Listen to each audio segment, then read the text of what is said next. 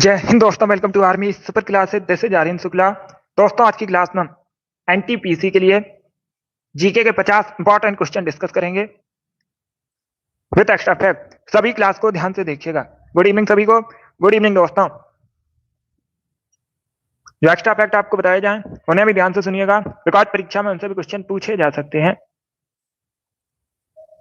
चलिए शुरू करते हैं आज की क्लास। इसका आंसर करिए क्वेश्चन नंबर फर्स्ट के लिए। पॉलिटी से संबंधित क्वेश्चन है। पहले क्वेश्चन को समझिएगा, उसके बाद ही आंसर करिए। जल्दबाजी में आंसर नहीं देना है। सामाजिक सुरक्षा एवं सामाजिक बीमा किस सूची का विषय है? क्या करेक्ट आंसर होगा क्वेश्चन नंबर फर्स्ट का? सामाजिक सुरक्षा एवं सामाजिक बीमा किस सूची का विषय है? इसका राइट आंसर क्या होगा? तो बी करेक्ट आंसर होगा, संपत्ति सूची का विषय है। यह तो option number B correct answer है। सामाजिक सुरक्षा एवं सामाजिक बीमा संपत्ति सूची का विषय है। तो option number B correct answer होगा क्वेश्चन नंबर फर्स्ट का। इसका आंसर करिए क्वेश्चन नंबर 2 के लिए। ऑस्ट्रेलिया महाद्वीप की सबसे बड़ी झील बताइए। आपको ऑस्ट्रेलिया महाद्वीप की सबसे बड़ी झील बतानी है, तो सभी इसका आंसर करिए क्वेश्चन नंबर 2 के लिए। बताइए राइट आंसर क्या होगा दोस्तों। जिसने अभी लाइव सेशन को लाइक नहीं किया है, लाइक कीजिए, शेयर कीजिएगा। चैनल पर नए हैं, चैनल को सब्सक्राइब कीजिएगा, बेल आइकन को प्रेस कीजिए ताकि सभी नोटिफिकेशन आप तक पहुंच सकें। ए करेक्ट आंसर होगा आयर झील। यह तो option number A correct answer है। जो आयर झील है ऑस्ट्रेलिया महाद्वीप की सबसे बड़ी झील है। क्वेश्चन नंबर 2 का option number A correct answer होगा। इसका आंसर करिए क्वेश्चन नंबर 3 के लिए। पाय का नृत्य कहां से संबंधित है मुख्यतः? तो सभी इसका आंसर करिए क्वेश्चन नंबर 3 के लिए। ऑप्शन को पढ़ लीजिए, उसके बाद ही आंसर करिएगा। पाय का नृत्य कहां से संबंधित है? हिमाचल प्रदेश, तमिलनाडु, मेघालय या फिर बिहार? वेरी गुड दोस्तों। डी करेक्ट आंसर होगा, बिहार से संबंधित है। या तो option number D correct answer होगा, पाय का नृत्य जो है बिहार से संबंधित है। तो ऑप्शन नंबर डी इसका राइट आंसर है। अब देखिएगा, ये नृत्य झारखंड से भी संबंधित है। कहां से? झारखंड से भी संबंधित है। अगर ऑप्शन में बिहार की जगह झारखंड लिखा है तो उसे भी आप लोग टिक कीजिएगा। दोनों राज्यों से संबंधित है, बिहार झारखंड से। तो option number D correct answer होगा क्वेश्चन नंबर 3 का। इसका आंसर करिए क्वेश्चन नंबर 4 के लिए। स्वतंत्र पार्टी की स्थापना आपको बताना है किसने की थी। इतिहास से संबंधित क्वेश्चन है, सभी जल्दी से आंसर करिए क्वेश्चन नंबर 4 के लिए। दोनों ऑप्शन नहीं दिए जाएंगे, बिहार और झारखंड दोनों ऑप्शन नहीं दिए जाएंगे, दोनों में से एक ही ऑप्शन दिया जाएगा। इसका आंसर करिए क्वेश्चन नंबर 4 के लिए। स्वतंत्र पार्टी के संस्थापक बताइए कौन थे? सी राजगोपालाचारी, गोपाल कृष्ण गोखले, वल्लभ भाई पटेल या फिर इनमें से कोई नहीं। इस प्रकार से ऑप्शन हैं। बहुत अच्छे, ऑप्शन को पढ़िए, उसके बाद ही आंसर करिएगा। ये एनटीपीसी की परीक्षा में पूछा हुआ क्वेश्चन है, प्रीवियस ईयर क्वेश्चन है।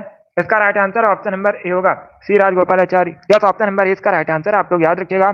स्वतंत्र पार्टी की स्थापना की थी सी राजगोपालाचारी ने। क्वेश्चन नंबर 4 का option number A correct answer होगा, सी राजगोपालाचारी करेक्ट आंसर होगा। अगला क्वेश्चन देखते हैं। क्वेश्चन नंबर 5 इस प्रकार से है, विश्व की सबसे बड़ी खारे पानी की झील कौन सी है? यह भी इंपॉर्टेंट क्वेश्चन है, सभी जल्दी से आंसर करिए। विश्व की सबसे बड़ी खारे पानी की झील कौन सी है? बी करेक्ट आंसर होगा कैस्पियन सागर। कैस्पियन सागर विश्व की सबसे बड़ी खारे पानी की झील है। Option number B correct answer होगा। अगर पूछा जाए भारत की सबसे बड़ी खारे पानी की झील कौन सी है, तब आप लोग याद रखिएगा चिल्का लेक। कौन सी? चिल्का लेक ओडिशा में है। भारत की सबसे बड़ी खारे पानी की झील है और ये लैगून झील है। ये दोनों इंपॉर्टेंट प्रश्न है। अब इसका आंसर करिए क्वेश्चन नंबर 6 के लिए। लोकसभा का नेता कौन होता है? पॉलिटी का क्वेश्चन है, लोकसभा का नेता कौन होता है? तब इसका आंसर करिए क्वेश्चन नंबर 6 का।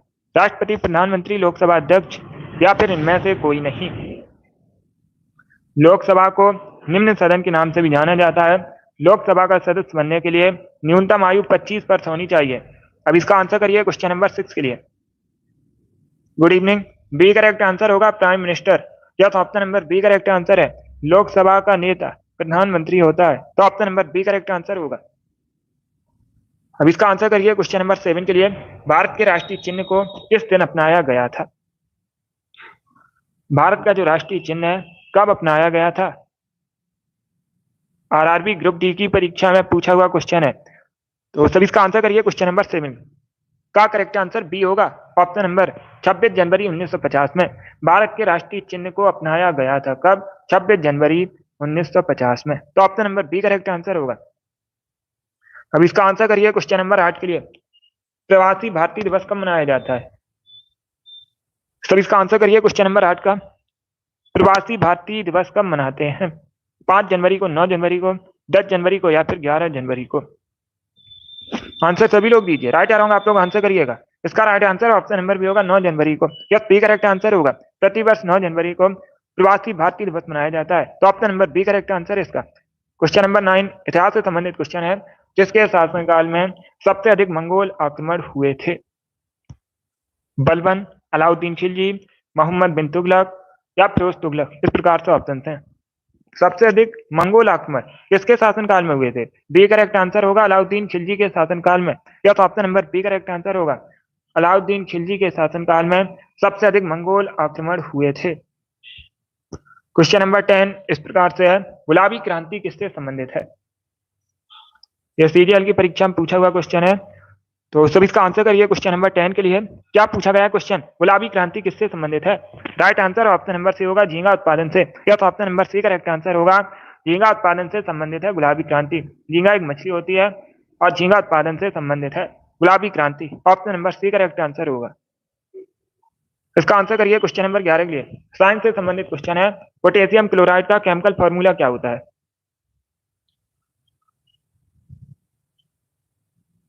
यस, झींगा एक मछली होती है। अब इसका आंसर करिए क्वेश्चन नंबर 11 के लिए। पोटेशियम क्लोराइड का केमिकल फॉर्मूला बताइएगा। Right answer option number C होगा KCl। क्या तो option number C correct answer होगा। पोटेशियम क्लोराइड का केमिकल फॉर्मूला होता है KCl। तो option number C correct answer होगा। अब इसका आंसर करिए क्वेश्चन नंबर 12 के लिए। कैलाश सत्यार्थी किससे संबंधित है? कैलाश सत्यार्थी किससे संबंधित है? सब इसका आंसर करिए क्वेश्चन नंबर 12 के लिए। बी करेक्ट आंसर होगा बचपन बचाओ आंदोलन से संबंधित है। या तो option number B correct answer होगा। कैलाश सत्यार्थी बचपन बचाओ आंदोलन से संबंधित है। Option number B correct answer होगा। बहुत अच्छे, सभी ने करेक्ट आंसर दिया इस बार। वेरी गुड दोस्तों, इस बार आप सभी का राइट आंसर है। अब इसका आंसर करिए क्वेश्चन नंबर 13 के लिए। अटल बिहारी वाजपेयी इकाना क्रिकेट स्टेडियम कहां पर है? क्या पूछा गया है question? Atal Bihari Vajpayee Ekana cricket stadium कहां पर है? नई दिल्ली, लखनऊ, कोलकाता या फिर कानपुर में? तो बी करेक्ट आंसर होगा लखनऊ में। उत्तर प्रदेश की राजधानी है लखनऊ। पूछा जाता है किस नदी के किनारे बसा है लखनऊ? गोमती नदी के किनारे बसा है लखनऊ। जो है गोमती नदी के किनारे बसा है और लखनऊ में अटल बिहारी वाजपेयी इकाना क्रिकेट स्टेडियम है। क्वेश्चन नंबर 13 का बी करेक्ट आंसर होगा। क्वेश्चन नंबर 14 इस प्रकार से है। हितोपदेश के लेखक बताइए। तो सर इसका आंसर करिए क्वेश्चन नंबर 14 के लिए। क्या पूछा गया है? हितोपदेश के लेखक कौन है? इसका right answer option number C होगा नारायण पंडित। या सी करेक्ट आंसर होगा नारायण पंडित ने हितोपदेश को लिखा है। तो option number C correct answer होगा। ए करेक्ट आंसर नहीं होगा, सी करेक्ट आंसर होगा इसका। अब इसका आंसर करिए क्वेश्चन नंबर 15 के लिए। भारत में सितार के उस्ताद के नाम से किसे जाना जाता है? भारत में सितार के उस्ताद के नाम से किसे जानते हैं? करेक्ट आंसर क्या होगा? क्वेश्चन नंबर 15 है ये। तो सी करेक्ट आंसर होगा पंडित रविशंकर को। क्या तो option number C correct answer होगा। पंडित रविशंकर को भारत में सितार के उस्ताद के नाम से जाना जाता है। सी करेक्ट आंसर होगा पंडित रविशंकर। अब देखिएगा एक क्वेश्चन और पूछा जाता है। माई म्यूजिक माई लाइफ पुस्तक किसने लिखी है? इंपॉर्टेंट है, पूछ सकते हैं आपकी भी परीक्षा में। माई म्यूजिक माई लाइफ पुस्तक लिखी है पंडित रविशंकर ने। इंपॉर्टेंट है ये भी। इसका आंसर करिए क्वेश्चन नंबर 16 के लिए। ज्योग्राफी संबंधित क्वेश्चन है। मालवा पठार की प्रमुख मिट्टी कौन सी है? मालवा के पठार में कौन सी मिट्टी प्रमुख रूप से पाई जाती है? पर्वतीय मृदा, जलोढ़ मिट्टी, काली मिट्टी या फिर लाल मिट्टी? इस प्रकार से ऑप्शन हैं।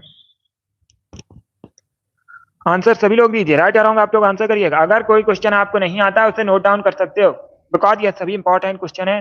सी करेक्ट आंसर होगा काली मिट्टी। या तो option number C correct answer है। मालवा पठार की प्रमुख मिट्टी है काली मिट्टी। तो option number C correct answer होगा। बाकी मैंने आपको कई बार बताया है, काली मिट्टी को रैगुर मिट्टी के नाम से भी जाना जाता है। इंपॉर्टेंट है, पूछा जाएगा। अन्य नाम क्या है? रैगुर मिट्टी के नाम से भी जाना जाता है। कपास की खेती के लिए सबसे अच्छी मानी जाती है, सबसे अच्छी होती है। कपास की खेती के लिए सबसे अच्छी होती है काली मिट्टी। मालवा के पठार की प्रमुख मिट्टी है। Option number C correct answer होगा।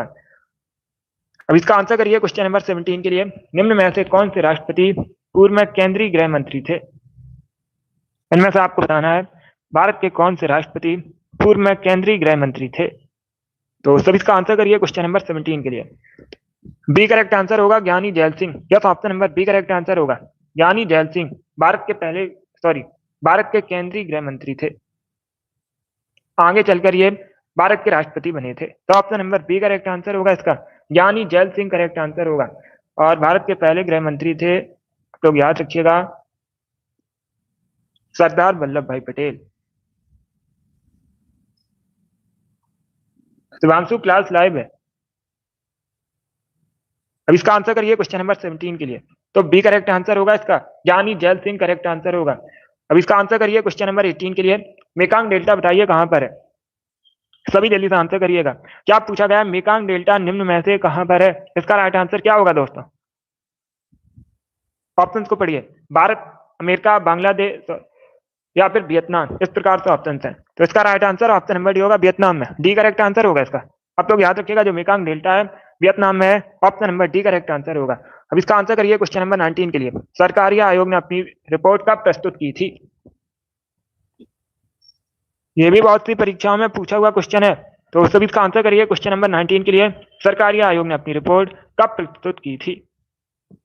अगर पूछा जाए सरकारी आयोग किससे संबंधित है, तो आप लोग याद रखिएगा केंद्र राज्य संबंध से संबंधित है।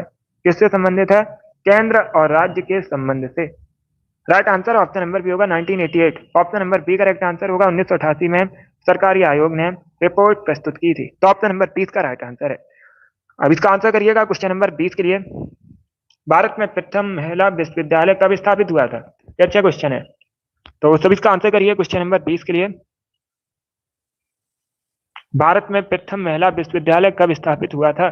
इसका right answer option number C होगा 1916 में, 1916 में भारत में पहला महिला विश्वविद्यालय स्थापित हुआ था। तो option number C correct answer होगा। क्वेश्चन नंबर 21 इस प्रकार से है, झीलों का देश किसे कहते हैं। निम्न में से किसे झीलों के देश के नाम से भी जाना जाता है। आयरलैंड को, फिनलैंड को, स्कॉटलैंड को या फिर नॉर्वे को। तो सभी इसका आंसर करिए क्वेश्चन नंबर 21 के लिए। इसका right answer option number B होगा फिनलैंड को। यस, बी करेक्ट आंसर होगा फिनलैंड को। झीलों के देश के नाम से भी जानते हैं। क्वेश्चन नंबर 21 का option number B correct answer होगा। अब इसका आंसर करिए क्वेश्चन नंबर 22 के लिए। शुद्ध सोना होता है कितने कैरेट का, 18 कैरेट का, 20 कैरेट का, 22 कैरेट का या फिर 24 कैरेट का। तो सभी इसका आंसर करिए क्वेश्चन नंबर 22 के लिए। आंसर सभी लोग दीजिए। इसका right answer option number D होगा 24 कैरेट का। यस, डी करेक्ट आंसर होगा। जो शुद्ध सोना है 24 कैरेट का होता है। ऑप्शन नंबर डी इसका राइट आंसर होगा। अब इसका आंसर करिए क्वेश्चन नंबर 23 के लिए। तड़ित चालक का आविष्कार किसने किया था। एनटीपीसी की परीक्षा में पूछा हुआ क्वेश्चन है, प्रीवियस से क्वेश्चन है। तो सभी इसका आंसर करिए क्वेश्चन नंबर 23 के लिए।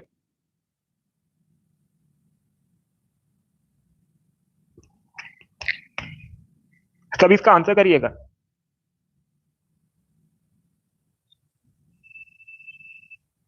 इसका right answer option number D होगा Benjamin Franklin. Yes, option number D correct answer होगा। तड़ित चालक का आविष्कार किया था बेंजामिन फ्रैंकलिन ने। तो option number D correct answer है। अब इसका आंसर करिए क्वेश्चन नंबर 24 के लिए। सभी इसका आंसर करिएगा।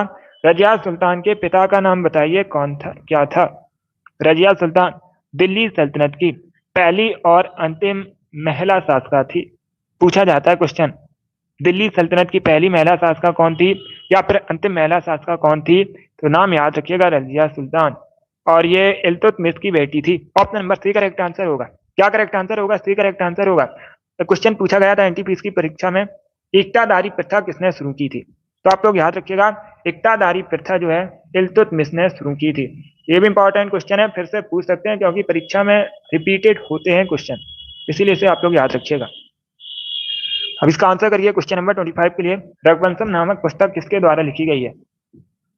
तो सब इसका आंसर करिए क्वेश्चन नंबर 25 के लिए। रघुवंशम पुस्तक के लेखक आपको बताने हैं। Right answer option number B होगा Kalidas. Yes, B correct answer होगा। कालिदास ने रघुवंशम नामक पुस्तक लिखी है।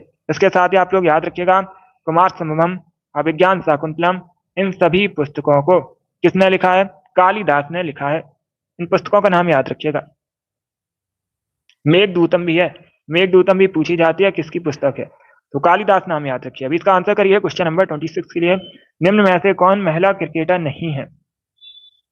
झूलन गोस्वामी ये महिला क्रिकेटर हैं। हरमनप्रीत कौर, ये भी महिला क्रिकेटर है। मिताली राज, ये भी महिला क्रिकेटर है। Right answer option number D होगा दीपिका कुमारी, ये तीरंदाजी से संबंधित है। दीपिका कुमारी किससे संबंधित है? तीरंदाजी से संबंधित है, तो option number D correct answer होगा। बाकी ये सभी भारत की महिला क्रिकेटर हैं। अब इसका आंसर करिए क्वेश्चन नंबर 27 के लिए। माचिस की तीलियों में होता है, माचिस की तीलियों में क्या होता है? सल्फर, मैग्नीशियम, पोटेशियम या फिर रेड फास्फोरस? तो इसका right answer option number D होगा red phosphorus. Yes, option number D correct answer है। माचिस की तीलियों में होता है लाल phosphorus, option number D correct answer होगा। अब इसका आंसर करिए क्वेश्चन नंबर 28 के लिए।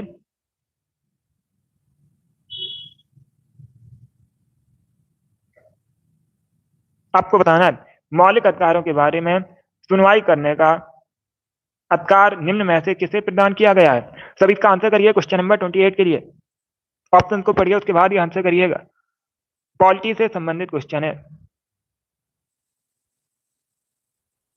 बहुत अच्छे।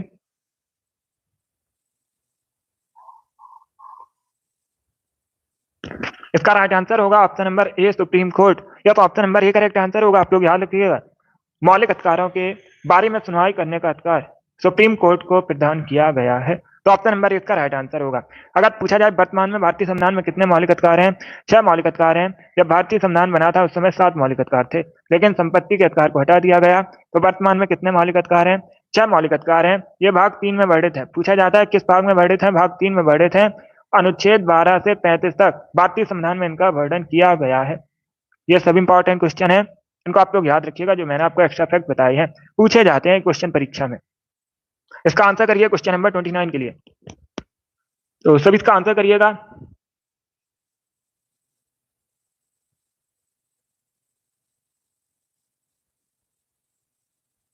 भारत का सर्वाधिक जस्ता उत्पादक वाला राज्य कौन सा है? भारत में सबसे अधिक जस्ता का उत्पादन कहां पर होता है? सभी जल्दी से आंसर करिएगा। क्या पूछा गया है भारत में सबसे अधिक जस्ता का उत्पादन कहां पर होता है? महाराष्ट्र, राजस्थान, झारखंड या फिर ओडिशा में? तो right answer option number B होगा राजस्थान में, बी करेक्ट आंसर होगा इसका। भारत में सबसे अधिक जस्ता का उत्पादन होता है राजस्थान में, option number B correct answer होगा। अब इसका आंसर करिए क्वेश्चन नंबर 30 के लिए। निम्न में से भारत का कौन सा केंद्र शासित प्रदेश बंगाल की खाड़ी में स्थित है? बे ऑफ बंगाल में स्थित है। कौन सा भारत का केंद्र शासित प्रदेश इसमें से?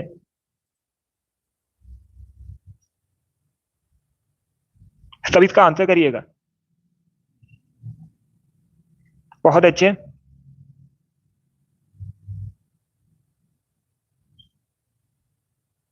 इसका राइट आंसर होगा option number C, Andaman Nicobar द्वीप समूह। सी करेक्ट आंसर होगा।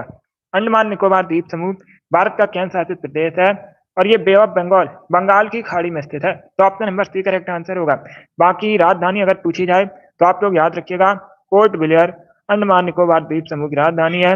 सबसे ऊंची चोटी पूछी जाए तब आप लोग याद रखिएगा, सैडल पीक अंडमान निकोबार द्वीप समूह की राजधानी, सॉरी, चोटी है सबसे ऊंची। राजधानी अभी मैंने आपको बताया था, पोर्ट ब्लेयर है। चलिए आगे बढ़ते हैं। अब इसका आंसर करिए क्वेश्चन नंबर 31 के लिए। भारतीय संविधान का कौन सा अनुच्छेद अनुच्छेद 66 किससे संबंधित है? ये आपको बताना है, तो सभी इसका आंसर करिएगा। बहुत अच्छे, ये पॉलिटी का क्वेश्चन है।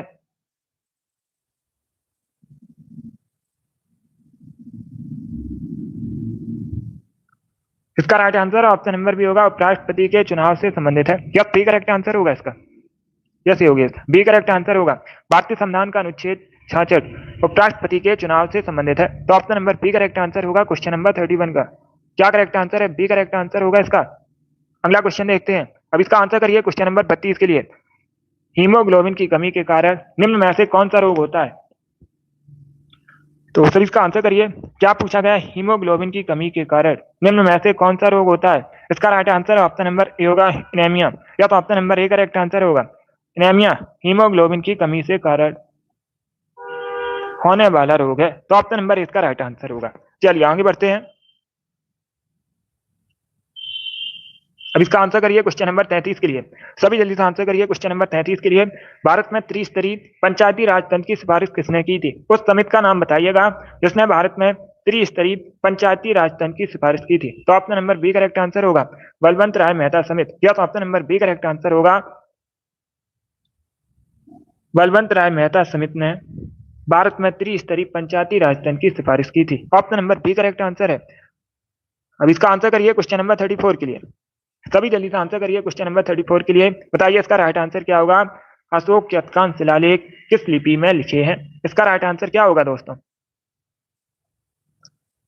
अशोक मौर्य वंश के शासक थे, कई बार मैंने आपको बताया भी है। अशोक के साम्राज्य की राजधानी पाटलिपुत्र थी।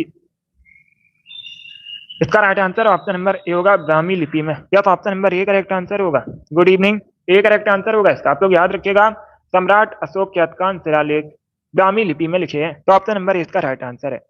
अब इसका आंसर करिए क्वेश्चन नंबर 35 के लिए। यमुना नदी निम्न में से किस राज्य से होकर नहीं गुजरती है? हरियाणा, उत्तर प्रदेश, गुजरात या फिर उत्तराखंड? इस प्रकार से ऑप्शन हैं, तो सभी इसका आंसर करिए क्वेश्चन नंबर 35 के लिए। नहीं गुजरती है, तो सी करेक्ट आंसर होगा, गुजरात से होकर नहीं गुजरती है। ऑप्शन नंबर सी इसका राइट आंसर होगा। यमुना नदी जो है गुजरात से होकर नहीं गुजरती है, option number C correct answer होगा। बाकी हरियाणा, उत्तर प्रदेश और उत्तराखंड इन तीनों राज्यों से होकर गुजरती है, सी करेक्ट आंसर होगा। और ये उत्तर प्रदेश के प्रयागराज में गंगा नदी में आकर मिलती है। गंगा नदी की सबसे बड़ी सहायक नदी है यमुना नदी, आप लोग याद रखिएगा। अब इसका आंसर करिए क्वेश्चन नंबर 36 के लिए। सभी जल्दी से आंसर करिए क्वेश्चन नंबर 6 के लिए, 36 के लिए। क्वेश्चन इस प्रकार से है, दारा सिकोह ने किस शीर्षक से उपनिषदों का फारसी में अनुवाद किया था? आप लोग भी जल्दी से आंसर करिएगा। इसका right answer option number C होगा, सिर अकबर। या तो option number C correct answer होगा। बी करेक्ट आंसर नहीं होगा। आपसे ये नहीं पूछा गया, पहले क्वेश्चन को समझिएगा। आपसे ये नहीं पूछा गया है नज्म उल बहरीन के लेखक कौन है। अगर पूछा जाता नज्म उल बहरीन के लेखक कौन है, तो आप लोग याद रखिएगा दारा सिकोह ने लिखा है। अब क्वेश्चन को समझिएगा, किस शीर्षक के साथ उपनिषदों का फारसी में अनुवाद किया था? तो शीर्षक था Sirr e Akbar. Option number C correct answer होगा इसका। इसका right answer option number C होगा। अब इसका आंसर करिए क्वेश्चन नंबर 37 के लिए। अच्छा हूँ योगेश। अब इसका आंसर करिए क्वेश्चन नंबर 37 के लिए। आपको बताना है निम्न में से कौन सा चालक है, इसीलिए आपको जल्दबाजी में आंसर नहीं देना है। अगर आप लोग क्वेश्चन को बिना पढ़े आंसर करोगे तो आंसर गलत हो जाएगा। पहले पढ़ लीजिएगा जब पूछा क्या गया है, उसके बाद ही आंसर करिएगा। देखिएगा निम्न में से चालक कौन सा है। डी करेक्ट आंसर होगा जर्मेनियम। या तो option number D correct answer है, जर्मेनियम एक अर्धचालक पदार्थ है। अब इसका आंसर करिए क्वेश्चन नंबर 38 के लिए। रबी फसलों की बुवाई की जाती है किन महीनों में? रबी फसलों की बुवाई की जाती है, तो इसका right answer option number D होगा, अक्टूबर नवंबर में। डी करेक्ट आंसर होगा। अक्टूबर नवंबर में रबी फसलों की बुवाई की जाती है, option number D correct answer होगा।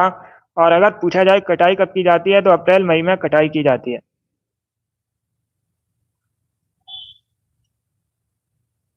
कटाई कब की जाती है ये भी इंपॉर्टेंट है, अप्रैल मई में कटाई की जाती है। अब इसका आंसर करिए क्वेश्चन नंबर 39 के लिए। शिवांशु फिर से क्लास को लगाइएगा, एक बार हटाकर फिर से क्लास में आइए। अब इसका आंसर करिए क्वेश्चन नंबर 39 के लिए। भारत इसलिए धर्मनिरपेक्ष राज्य है क्योंकि इस देश में, चार ऑप्शन को पढ़िए, बताइए इसका राइट आंसर क्या होगा। पहली बात तो आप लोग याद रखिएगा, भारत एक धर्मनिरपेक्ष राज्य है। अगर पूछा जाए भारत किस प्रकार का राज्य है, भारत एक धर्मनिरपेक्ष राज्य है क्योंकि राज्य का कोई विशेष धर्म नहीं है। राज्य किसी विशेष धर्म को संरक्षण प्रदान नहीं करता है। देखिएगा इसका right answer option number A होगा, राज्य का कोई धर्म नहीं है। सी करेक्ट आंसर नहीं होगा इसका, सी करेक्ट आंसर नहीं होगा। ये जल्दबाजी मैंने नहीं देखा, सी करेक्ट आंसर नहीं होगा इसका, ए करेक्ट आंसर होगा इसका। यस, भारत इसलिए धर्मनिरपेक्ष राज्य है क्योंकि राज्य का कोई धर्म नहीं है, ए करेक्ट आंसर होगा इसका। क्वेश्चन नंबर 39 है ये, ऑप्शन नंबर इसका राइट आंसर है। चलिए आगे बढ़ते हैं। अब इसका आंसर करिए क्वेश्चन नंबर 40 के लिए। यस, ए करेक्ट आंसर है। जैन धर्म के नियमों का पालन करना निम्न में से किसके लिए कठिन था? तब इसका आंसर करिएगा, जैन धर्म का पालन करना निम्न में से किसके लिए कठिन था? इसका राइट आंसर क्या होगा दोस्तों? इसका right answer option number D होगा, किसानों के लिए। क्या करेक्ट आंसर होगा? ऑप्शन नंबर डी इसका राइट आंसर है, किसानों के लिए कठिन था। तो ऑप्शन नंबर डी इसका राइट आंसर होगा। अब इसका आंसर करिए क्वेश्चन नंबर 41 के लिए। मंगोल शासक चंगेज खान की मृत्यु कब हुई थी? चंगेज खान की मृत्यु बतानी है कब हुई थी। तो इसका right answer option number C होगा, 1227 में। सी करेक्ट आंसर होगा इसका, 1227 में हुई थी चंगेज खान की मृत्यु। ऑप्शन नंबर सी इसका राइट आंसर है। अब इसका आंसर करिए क्वेश्चन नंबर 42 के लिए। भारतीय संसद में जैव विविधता अधिनियम कब पारित हुआ था? सभी जल्दी से आंसर करिए। क्या पूछा गया है? भारतीय संसद में जैव विविधता अधिनियम कब पारित हुआ था? इसका राइट आंसर क्या होगा? तो right answer option number B होगा 2002 में। बी करेक्ट आंसर होगा। 2002 में भारतीय संसद में जैव विविधता अधिनियम पारित हुआ था। Option number B correct answer होगा। अब इसका आंसर करिए क्वेश्चन नंबर 43 के लिए। रावत भाटा परमाणु ऊर्जा संयंत्र भारत के किस राज्य में है? राजस्थान में, महाराष्ट्र में, जम्मू कश्मीर में या फिर तमिलनाडु में? तो इसका right answer option number A होगा, राजस्थान में। यस, एक करेक्ट आंसर होगा राजस्थान में। रावत भाटा परमाणु ऊर्जा संयंत्र है क्वेश्चन नंबर 43 का। Option number A correct answer होगा। चलिए आगे बढ़ते हैं। अब इसका आंसर करिए क्वेश्चन नंबर 44 के लिए। मिशनरीज ऑफ चैरिटी किस शहर में स्थित है? तो सभी इसका आंसर करिए क्वेश्चन नंबर 44 के लिए। क्या पूछा गया? मिशनरीज ऑफ चैरिटी किस शहर में स्थित है? इसका right answer option number B होगा, कोलकाता में। यस, बी करेक्ट आंसर होगा। कोलकाता वेस्ट बंगाल की राजधानी है। कोलकाता कहां पर है? वेस्ट बंगाल की राजधानी है, जो कि हुगली नदी के किनारे बसा है। कोलकाता हुगली नदी के किनारे बसा है। अब इसका आंसर करिए क्वेश्चन नंबर 45 के लिए। मानव विकास सूचकांक कौन जारी करता है? सभी जल्दी से आंसर करिए। क्या पूछा गया? मानव विकास सूचकांक कौन जारी करता है? इसका राइट आंसर क्या होगा? बी करेक्ट आंसर होगा इसका, यूएनडीपी। क्या करेक्ट आंसर होगा? बी करेक्ट आंसर होगा। यूएनडीपी मानव विकास सूचकांक जारी करता है। बाकी अगर पूछा जाए यूएनडीपी का फुल फॉर्म क्या होता है, इंपॉर्टेंट ये भी है, तो आप लोग याद रखिएगा, यूनाइटेड नेशंस डेवलपमेंट प्रोग्राम। चलिए आगे बढ़ते हैं। अब इसका आंसर करिए क्वेश्चन नंबर 46 के लिए। भारी मशीन प्लांट कहां पर स्थित है? सब इसका आंसर करिएगा। क्या पूछा गया है? भारी मशीन प्लांट कहां पर स्थित है? इसका right answer option number C होगा, रांची में। सी करेक्ट आंसर होगा इसका। रांची में भारी मशीन प्लांट स्थित है। ये झारखंड के रांची में है, तो option number C correct answer होगा। अब इसका आंसर करिए क्वेश्चन नंबर 47 के लिए। कांग्रेस के किस अधिवेशन की अध्यक्षता महात्मा गांधी ने की थी? सभी जल्दी से आंसर करिए क्वेश्चन नंबर 47 के लिए। बहुत अच्छे। तो बी करेक्ट आंसर होगा, बेलगांव का अधिवेशन हुआ था। कब हुआ था? 1924 में। 1924 में भारतीय राष्ट्रीय कांग्रेस का बेलगांव अधिवेशन हुआ था। अध्यक्षता की थी महात्मा गांधी ने। ऑप्शन नंबर 20 का राइट आंसर। अभी इसका आंसर करिए क्वेश्चन नंबर 48 के लिए। गुवाहाटी किस नदी के तट पर स्थित है? सभी जल्दी से आंसर करिए दोस्तों। बताइए, गुवाहाटी किस नदी के तट पर स्थित है? इसका राइट आंसर क्या होगा? गुवाहाटी ब्रह्मपुत्र नदी के किनारे बसा है। Option number C correct answer होगा। और जो गुवाहाटी है, ये असम का शहर है। अगर पूछा जाए कहां पर है असम में, इसका right answer option number C होगा। अब इसका आंसर करिए क्वेश्चन नंबर 49 के लिए। भारत में रेल मार्गों का सबसे बड़ा जाल वाला निम्न में से कौन सा प्रदेश है? सबसे अधिक रेल मार्गों का जाल निम्न में से किस प्रदेश में है? वेस्ट बंगाल, महाराष्ट्र, आंध्र प्रदेश या फिर उत्तर प्रदेश में? तो इसका right answer option number D होगा, उत्तर प्रदेश में। डी करेक्ट आंसर होगा, उत्तर प्रदेश में सबसे बड़ा रेल मार्गों का जाल है। तो ऑप्शन नंबर डी इसका राइट आंसर है। बहुत अच्छे। इसका आंसर करिए क्वेश्चन नंबर 50 के लिए। आज का लास्ट क्वेश्चन है। आंसर सभी लोग दीजिएगा। क्वेश्चन इस प्रकार से है। गहरे समुद्र में पानी का रंग नीला दिखाई देता है, किसके कारण? गहरे समुद्र में पानी का रंग जो नीला है, किसकी वजह से दिखाई देता है? इसका राइट आंसर क्या होगा दोस्तों?